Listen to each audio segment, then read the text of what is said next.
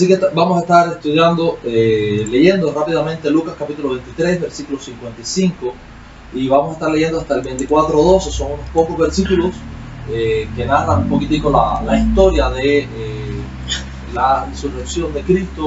Hoy es domingo de resurrección, estamos celebrando junto con todos nuestros hermanos este domingo de resurrección. Dice así: y las mujeres que habían venido con él desde Galilea siguieron también y vieron el sepulcro y cómo fue puesto su cuerpo. Y vueltas prepararon especies aromáticas y ungüentos y descansaron el día de reposo conforme al mandamiento. El primer día de la semana, muy de mañana, vinieron al sepulcro trayendo las especies y aromáticas que habían preparado, y algunas otras mujeres con ellas, y hallaron removida la piedra del sepulcro, y entrando no hallaron el cuerpo de Jesús. Y aconteció que, estando ellas perplejas por todo esto, aquí se pararon junto a ellas 12 varones con vestiduras resplandecientes, y como tuvieron temor y bajaron el rostro a tierra, les dijeron: ¿por qué buscáis entre los muertos al que vive? No está aquí, sino que ha resucitado. Acordaos de lo que os habló cuando aún estaba en Galilea, diciendo: es necesario que el Hijo del Hombre sea entregado en manos de hombres pecadores y que sea crucificado y resucita al tercer día. Entonces ellas se acordaron de sus palabras, y volviendo del sepulcro, dieron nuevas de todas estas cosas a los 11 y todos los demás. Eran María Magdalena, Juana y María, madre de Jacobo, y todas ellas quienes dijeron estas cosas a los apóstoles, mas a ellos les parecían locura las palabras de ellas y no las creían. Pero levantándose Pedro, corrió al sepulcro, y cuando miró dentro, vio los lienzos solos y se fue a casa maravillándose de lo que había sucedido. Hay una cualidad que tienen las mujeres que es muy interesante. A medida que va pasando el tiempo me doy cuenta que quizás por esa emoción tan intensa, esa capacidad de sentir tan intensa que tienen las mujeres, con el tiempo, a medida que va pasando la vida, van adquiriendo esta resiliencia, que es esa capacidad de adaptarse a situaciones terribles y salir con la cara firme, el rostro firme, dando pasos firmes hacia adelante y enfrentar las situaciones más terribles que podamos imaginar. Esa pienso que era el rostro que tenían aquellas mujeres cuando aquella mañana se levantaron después de haber visto cómo sepultaban el cuerpo del maestro. Lo vieron con sus propios ojos, y cuando salieron de ahí respetando el día de reposo, justo antes del día de reposo fueron, buscaron, compraron especies aromáticas, las prepararon, descansaron el día de reposo, y temprano en la mañana dice la Biblia que María y otras mujeres, algunas otras mujeres con él, fueron hacia el sepulcro. Yo imagino que aquellas 24 horas, aquellas horas del día de reposo, aquel tiempo después del día de reposo en que prepararon las especies aromáticas, la Biblia dice que fue muy de mañana, no dice ni siquiera que se levantaron, quizás probablemente porque pasaron la noche en vela. Me imagino que fue un tiempo terrible. Estas mujeres habían puesto en Jesús toda su esperanza, toda su ilusión, todos sus anhelos. Jesús para ellas era el Mesías. Entre ellas estaba María Magdalena, quien apenas una semana antes, unos días antes, allá en Betania, había ungido al maestro, había secado, llorado, mojado sus pies con sus lágrimas y secado sus pies con sus cabellos. Esta mujer que amaba tanto a Jesús, entre ellas estaba también la madre de Pedro y Juan, los hijos del trueno. Esta mujer convencida del cambio tan radical que había impactado la vida de aquellos bruscos, toscos pescadores, había seguido también al maestro. María también, la madre de Jacobo, estaba ahí. Estas mujeres amorosas, tiernas, sensibles, dieron un paso al frente y dijeron: vamos a hacer lo que hay que hacer. El maestro muerto, y aunque nos duele aceptarlo, tenemos que preparar su tumba. No es correcto que él muera como desahuciado, que él muera sin haber sido preparado funerariamente como debe hacerse. Tenemos que honrar su cadáver. Mientras tanto, los hombres quizás allá en una esquina estaban llorando, o quizás apesadumbrados, quizás escondidos, temerosos de la persecución. Si mataron al maestro, ¿qué harán con nosotros? Los pensamientos de los hombres eran diferentes, pero aquellas mujeres dijeron: no importa que hagan con nosotros lo que sea, nosotros vamos a ir a preparar el cuerpo del maestro.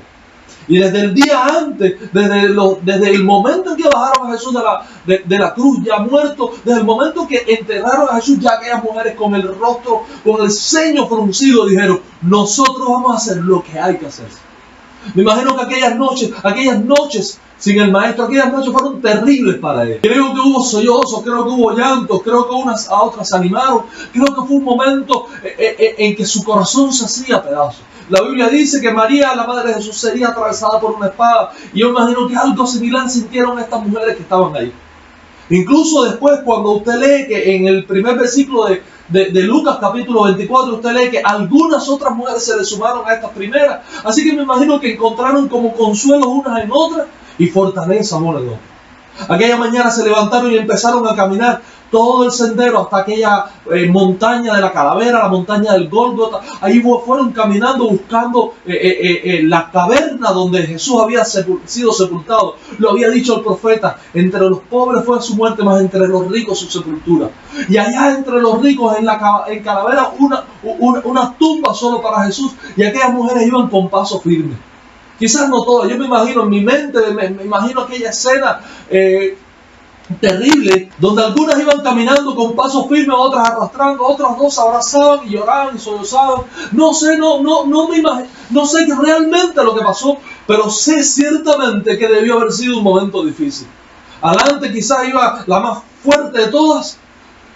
Iba diciendo: sé que fue para estar ahí junto a aquella roca, ahí al doblar, cuando dobles la esquina ahí después del árbol, bajo el árbol, ahí está, vas a ver, inmediatamente vas a ver las rocas selladas, junto con las guardias romanas, la tumba está custodiada. ¿Qué vamos a hacer con los guardias? No nos van a dejar entrar, no sé qué haremos. Y una a otra decían: no importa, vamos a ir, esto hay que hacer si lo vamos a hacer. El valor y el dolor entraban en conflicto en sus corazones, pero nada detenía el andar firme de esta. Por eso me imagino que fue sorprendente cuando al doblar el último recodo, las mujeres se quedaron estupefactas. La Biblia dice que quedaron perplejas. Esa es la palabra que usa la Biblia. La tumba estaba abierta. La inmensa roca estaba quitada. No estaba la guardia romana. Y me imagino que un escalofrío habrá recorrido el cuerpo de aquellas amorosas seguidoras del maestro. Y alguna que otra se empujaron y avanzaron y llegaron a la tumba. Y vieron como la tumba estaba vacía. La Biblia dice que ellas fueron corriendo hacia donde estaban los demás discípulos. Y también dice que María Magdalena, lo va a leer en Juan, en un pasaje paralelo, María Magdalena se quedó afuera llorando, incrédula, diciendo: ¿qué han hecho con el cuerpo del maestro? En su mente ella pensó que el hortelano, el dueño de aquel lugar, había sacado el cuerpo y había hecho algo con él.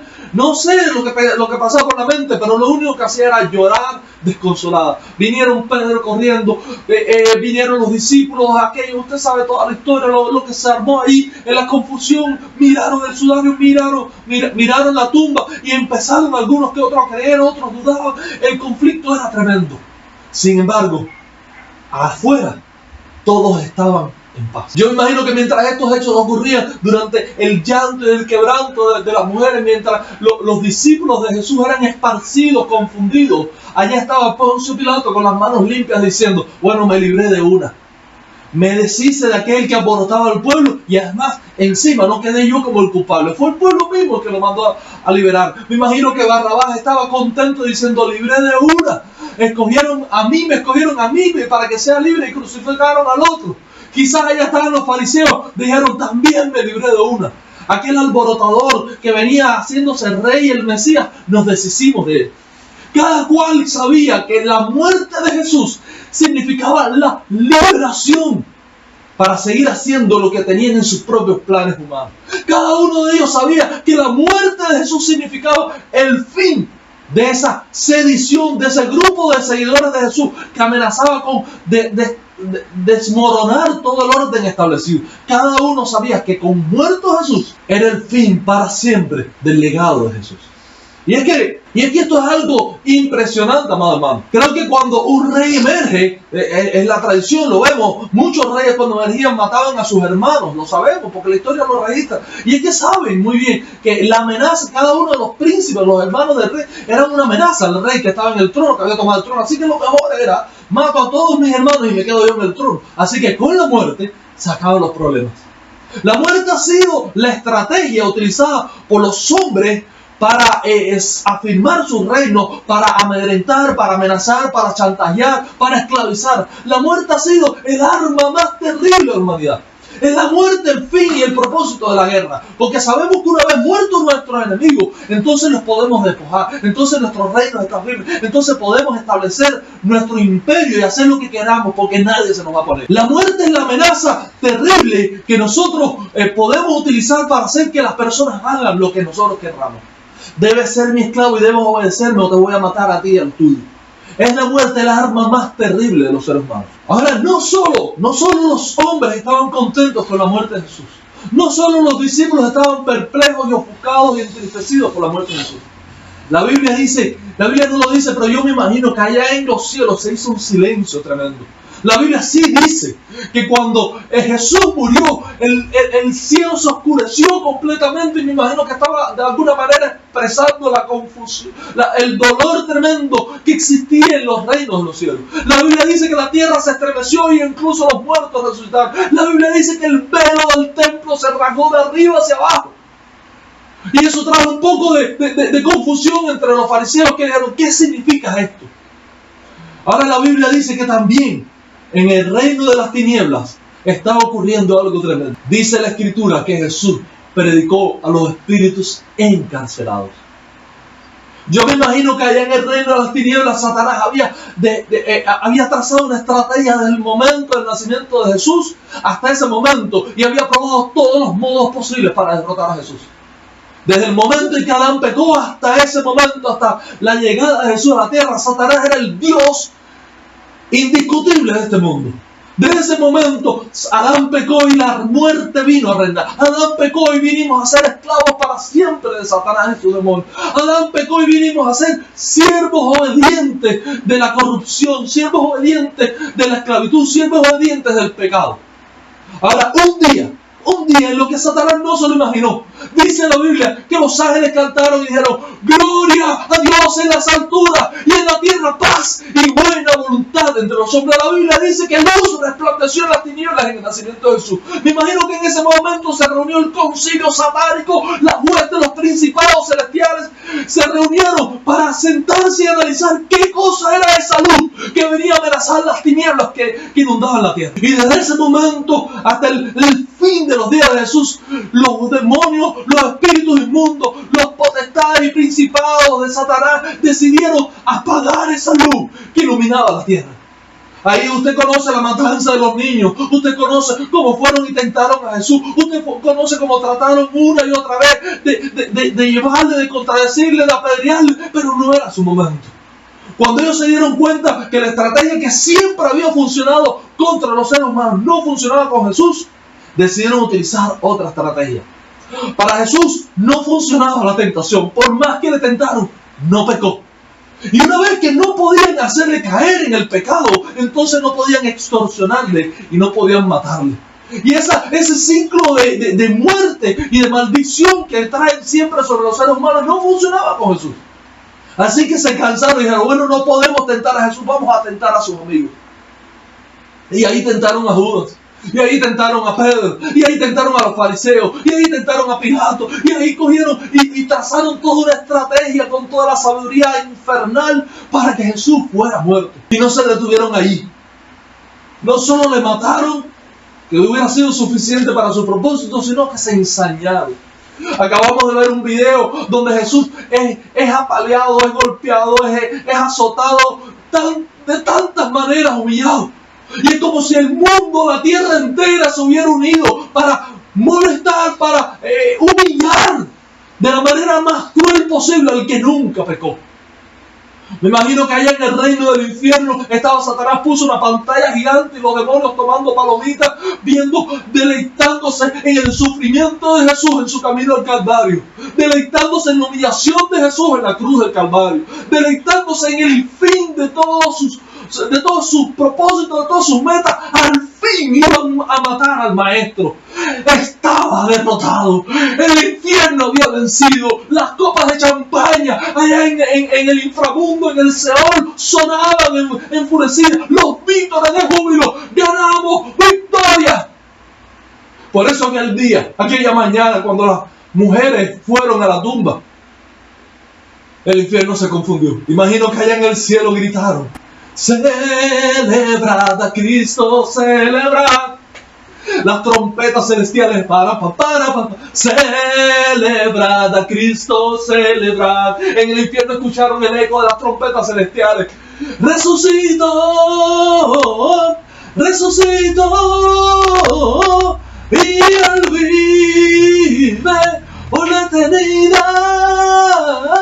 Y aquel infierno se amortó. Se miraron unos a otros, el temor empezó a inundarles. Aquí mandaron mensajeros: ¿qué ha pasado? ¿Dónde está el cadáver? ¿Dónde está Jesús? Fueron allá, fueron aquí, se preguntaron y me encontraron allá en la caja fuerte del infierno. Ahí estaba la espada de la muerte y no estaba. Ahí estaban los decretos, el acta, los testimonios, los archivos del infierno estaban destruidos. La Biblia dice: y despojando a los principados y potestades, los exhibió públicamente, triunfando sobre ellos en la cruz del Calvario. Jesús resucitó y el diablo fue derrotado. El arma más terrible del infierno fue deshecha, fue despojado, fue quitado. Para siempre viviremos porque Él vive. Yo no sé si tú entiendes, amado hermano, el significado glorioso de la cruz del Calvario. Me imagino que las mujeres que creyeron de primer impacto comenzaron a entender, vinieron a su mente el ángel, le dijo: recordad lo que había dicho el maestro. De primer impacto fueron recordando. Él dijo: es necesario que el Hijo del Hombre sea entregado y muera y al tercer día resucite. Jesús había dicho: os conviene que yo me vaya porque enviaré al Consolador. Jesús había dicho tantas cosas y todas se estaban cumpliendo. Tenía sentido. Por un momento todo el papeleo del inframundo estaba deshecho. El acta de los testimonios, los demonios tan meticulosos para registrar cada uno de tus pecados y los míos, los tenían guardados allá en esa caja super, mega, ultra protegida. Querubines caídos, ángeles destrozados, estaban allá, ángeles destronados, estaban ahí cuidando la puerta del infierno. Pero Jesús pasó victorioso, les arrebató delante de los decretos y fue ante el trono de Dios. Nunca más, dijo el maestro, nunca más vendrás a acusar a mis hijos. Nunca más podrás acusarle. Nunca más la muerte podrá ser esgrimida delante de ellos. María Magdalena estaba llorando ahí junto a la tumba. El maestro, dice la Biblia que el maestro se le aparece y le dice: ¿por qué lloras? Ella le reconoce y le dice: Raboni. Fue ese momento tremendo de entender que todo lo que Jesús había dicho se había cumplido. Pablo lo diría un poco después citando al profeta Oseas, cuando el profeta Oseas había dicho: yo seré muerte, tu muerte. Qué poético, qué lindo, qué profundo. Cuánta sabiduría. El maestro había dicho que por medio de la muerte vencería la muerte. Pablo lo dijo de otra manera: oh, ¿dónde está, oh muerte, tu aguijón? ¿Y dónde, oh sepulcro, tu victoria? Sordera es la muerte. ¡Aleluya! Nosotros hasta ahora vivimos esclavos del pecado. Hasta ahora vivimos siervos del pecado. Sobre el chantaje eterno, el temor de la muerte, obedecíamos al pecado. El imperio de Satanás se basaba en eso. El ciclo eterno. Tentación, pecado, extorsión. La extorsión con la muerte. Tentación, pecado, muerte. Ese era el ciclo de siempre. Esa era la muerte de todos nosotros. Vivíamos esclavos. Por Adán entró en la muerte y nosotros le heredamos. Ahora el segundo Adán, ese Cristo glorioso, ese Cristo maravilloso, decidió por el gozo puesto delante de sí menospreciar la muerte e ir hasta la cruz del Calvario. No estimó el ser igual a Dios como cosa que aferrarse, sino que se despojó de toda su divinidad y sufrió la muerte más terrible. Él sabía que el infierno se iba a ensañar. Él sabía que iba a ser la muerte más terrible de toda la historia. Y encima sabía que iba a ser la muerte de un inocente que duele mucho más. Pero en ese momento Jesús dijo: heme aquí, yo iré. Sorbida es la muerte en victoria. Amado hermano, yo no sé si tú entiendes lo que esto significa, pero significa sencillamente que ahora somos más que vencedores. Significa que antes servíamos por temor al pecado, servíamos a la muerte, pero ahora servimos a la justicia porque fuimos liberados de ese temor al pecado. Significa que si antes ofrecimos nuestros miembros, nuestros cuerpos a la obediencia al pecado. Ahora nosotros somos libres para ofrecer nuestros cuerpos, nuestros miembros, nuestras vidas, nuestro ser a la obediencia a la justicia.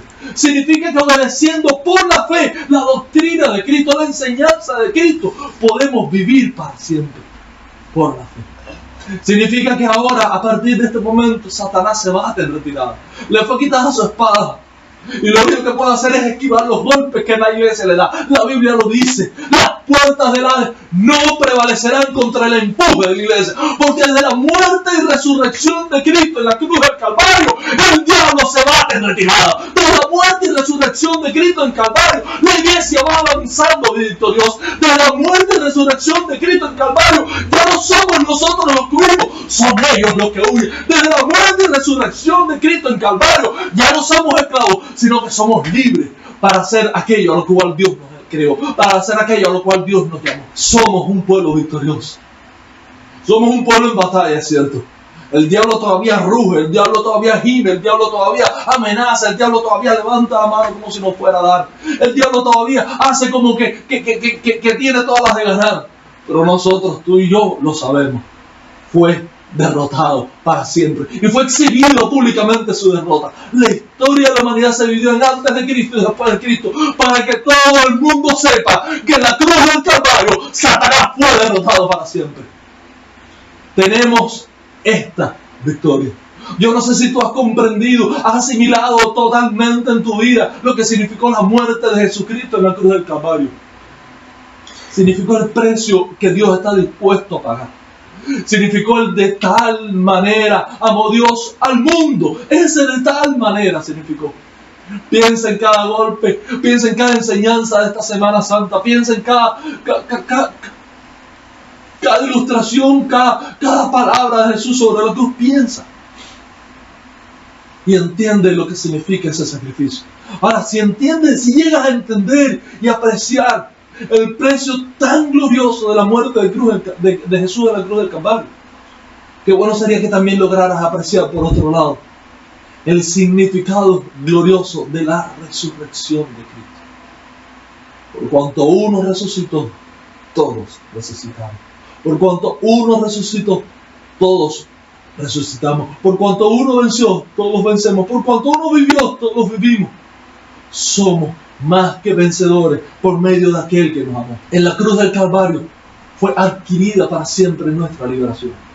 Amado hermano, no sé qué vida cristiana estás viviendo, pero si tu vida cristiana no está llena del gozo, si tu vida cristiana no está llena del Espíritu Santo, si tu vida cristiana no está llena de la santidad, obediente a aquel que se sometió y obedeció hasta la muerte, si tu vida cristiana no es una vida llena del propósito de Dios para tu vida, amado hermano, es que no has entendido todavía lo que significa haber sido redimidos por la sangre de Cristo y haber sido comprados por la sangre de Cristo hasta la muerte. Si tu vida todavía no está viviendo el gozo eterno de los cristianos, el gozo que es nuestra fortaleza, entonces no has entendido que Jesús resucitó. Quizás todavía estás en el Jesús muerto. Quizás todavía estás en antes de Jesús muerto, cuando éramos esclavos. Quizás todavía estás lamentándote y no estás enterado de la noticia que ha estremecido al mundo. Allá en los reinos de los cielos, Dios tomó la mano derecha de Jesús y lo levantó. Y dijo, venció, venció. Y Satanás, escondiéndose, fue arrojado para siempre y no puede acusarte más. ¿Qué vas a hacer? ¿Pecaste? No importa, más hermano. Alguien pagó el precio glorioso de la sangre de Jesús. Alguien pagó el precio glorioso de su sangre para que tú fueras perdonado. ¿Pecaste? No importa. El acusador no puede acusarte. El Hijo de Dios por su sangre te ha perdonado. Amado hermano, quiero invitarte en esta mañana que inclines tu rostro y levanta tu mano ahí donde estás. Dale gracias a Jesús por ese sacrificio glorioso en la cruz del Calvario. Y por favor, ahí mientras decimos esta oración y tienes la mano levantada, cierra tu mano y dile, Señor, yo recibo todo eso que tú conquistaste para mí en la cruz del Calvario. Recibo la libertad, recibo el perdón, recibo la vida eterna, recibo el gozo tremendo de ser llamado hijo tuyo. Recibo, Señor, la justificación por la fe.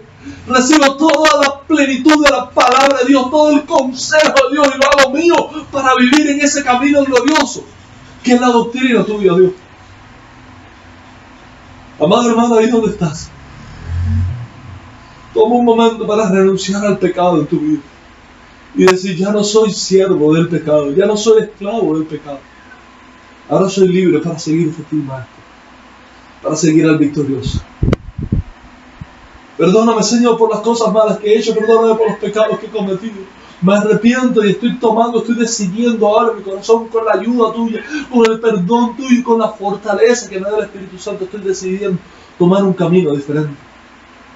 El camino de la paz, del amor, de la benignidad, de la bondad, de la fe, de la mansedumbre, del dominio propio. El camino de los frutos del Espíritu Santo. En el nombre de Jesús, te bendecimos en esta mañana, Señor, y te damos gloria a su nombre. Gracias, Dios. Amén.